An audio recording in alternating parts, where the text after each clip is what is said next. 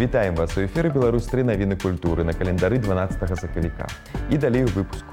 Два буйныя культурныя праекты гістарычнага музея да еўрапейскіх гульняў. Выстава 14гадовага мастака і акцёра ў музычным тэатры. Прагляд і абмеркаванне дакументальнага фільма пра Орхала ў цэнтры сучаснага мастацтва. Новая выстава твораў Далі ў нацыянальным мастацкім.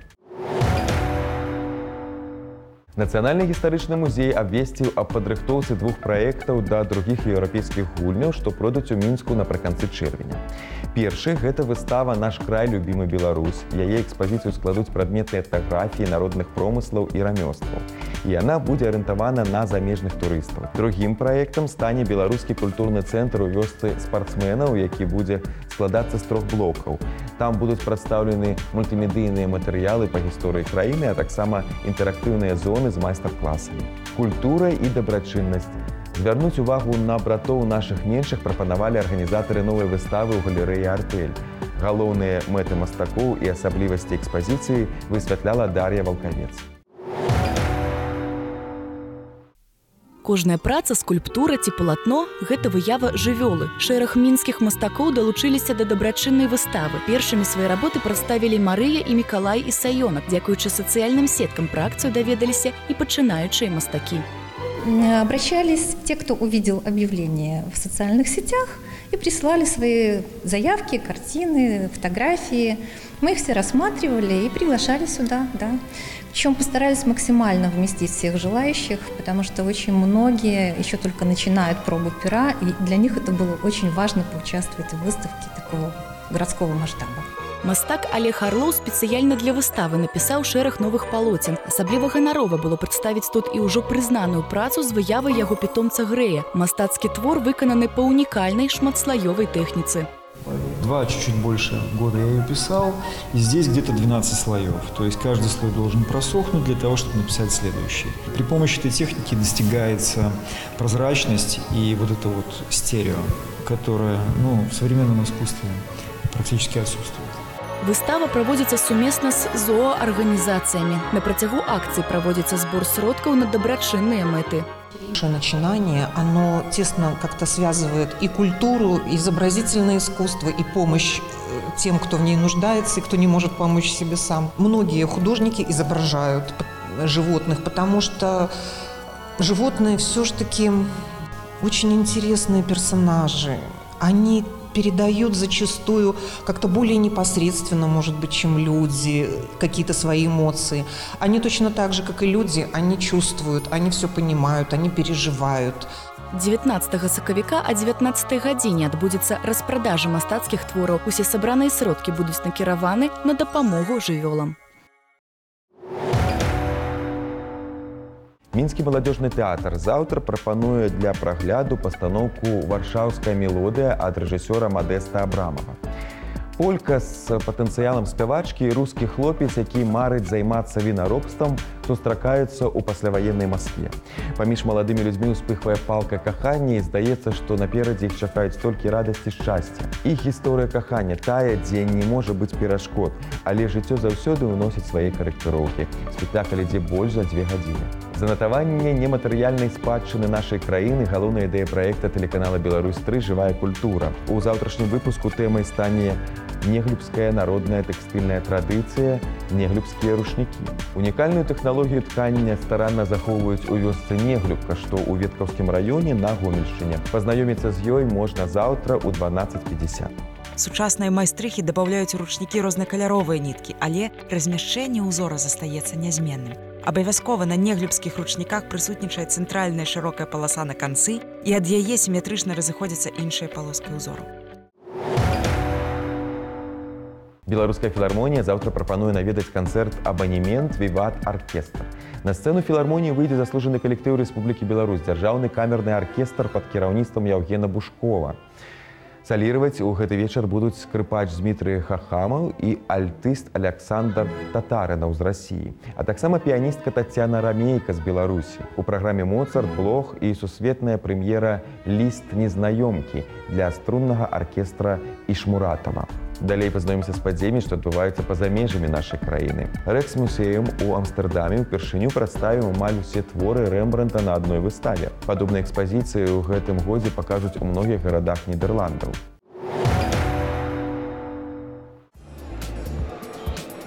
Ад вялікіх партрэтаў да невялікіх накідаў. Амстэрдамскі Рэйксмюсеум аддае даніну павагі самаму знакамітаму мастаку Нідерландаў і майстру аўтапартрэта Рэмбрандту. Звычайна такія шэдэўры ляжаць упакаваныя ў цёмных сховішчах з вызначаным мікракліматам. Аднак з нагоды 350-гадовай гадавіны смерці мастака музей вырашыў выставіць 22 карціны, 60 малюнкаў і каля 300 лепшых гравюр. Наведвальнікі могуць зірнуць на галандскага майстра ў некалькі іншым святле.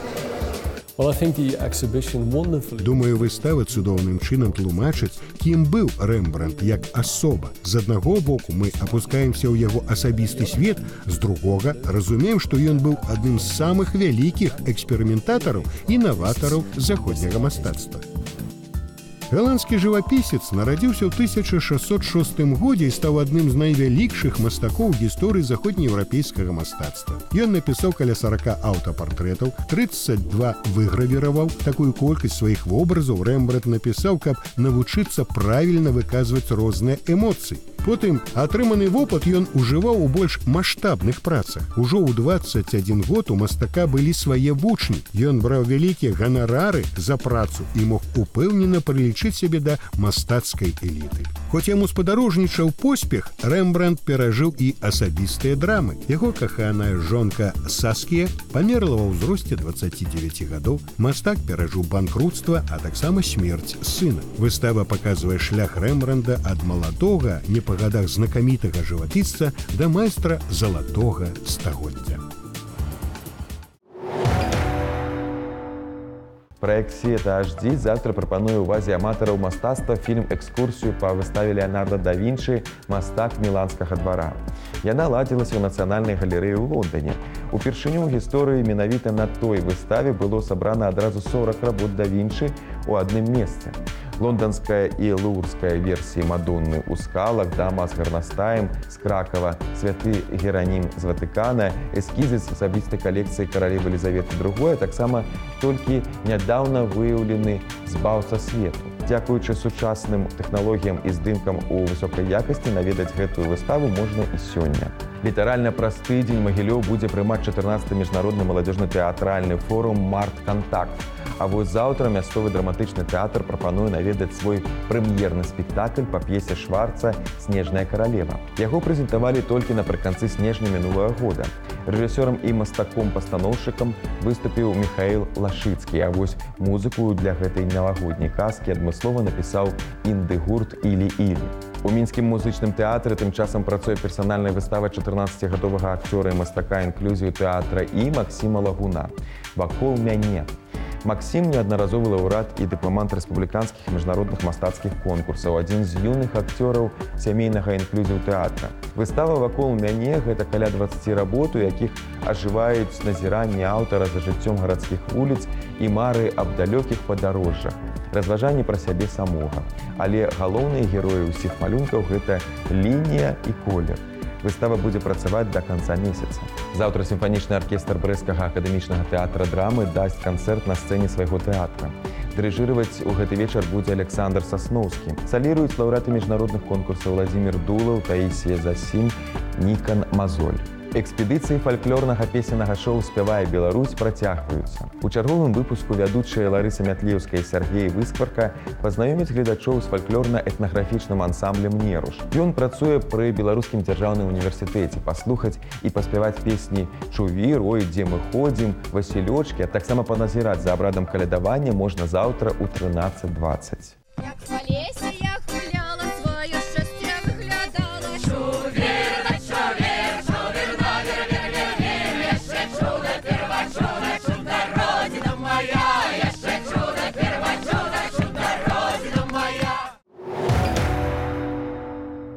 Нацыянальны цэнтр сучасных мастацтваў заўтра ладзіць чарговае мерапрыемства адукацыйнага праекта «Blow Up» і дыскусійнага клуба. У рамках яго наведвальнікам прапануюць прагледзець, а потым абмеркаваць дакументальны фільм «Лиссен Скайлер» 2016 года «Коробка Орхала Брылоу Бокс». Гэта гісторыя пра тое, як бацькі рэжысёра яшчэ ў 1969 годзе набылі скульптуру Энді Уорхала за $1000. Яна уяўляла сабой дакладную копію коробкі для мыла брылоў. Праз 40 год гэты твор прадалі на аукцыёне ўжо за 3 мільёны. Днямі ў культурным хабе ОК-16 распачала працу першая персанальная выстава мастачкі Анфісы Лано «Лук». Творца укладвае ў свае працы філасофію чалавечай светабудовы, глебу для роздуму. Яркія і пазітыўныя на першы погляд працы, калі ў іх угледзецца, прыносіць адчуванне хвалявання. Працаваць экспазіцыя будзе толькі да 21 сакавіка, уваход на выставу вольны. У культурным хабе ОК-16 заўтра адбудзецца канцэрт фантасмагорыя «Нітка». У ім удзельнічаюць камерны хор «Салютарис», тэатр танца «Альтана». Да іх далучацца Інна Перасецкая-Малаковіч і Дзівасіл Трыа. Харавая музыка і сучасная харэаграфія пераплятуцца ў новым сумесным праекце неардынарных мінскіх калектываў. У канцэрце яны закранаюць вечныя тэмы ўзаемаадносін чалавека з вышэйшымі сіламі, прыродай і навакольнымі людзьмі. Віцебскі культурны цэнтр «ЗАД» прапануе наведаць выставу, прысвечаную кніжнай графіцы Фёдора Шурмялёва. Выпускнік Беларускай акадэміі мастацтваў па спецыяльнасці графіка, член Саюза мастакоў, удзельнік шматлікіх выстаў і пленэраў. На гэтай выставе ён прэзентуе ілюстрацыі да кніг «Тесей» і «Мінатаўр», старажытна-грэчаскія міфы пра знакі задыякаў, працы выкананы ў тэхніцы афорта. Яны быццам праводзяць наведвальнікаў праз лабірынт міфалагічнага ўспрымання, глыбока і своеасабліва пераасэнсаванага беларускім мастаком. Працаваць выстава будзе да 24 сакавіка.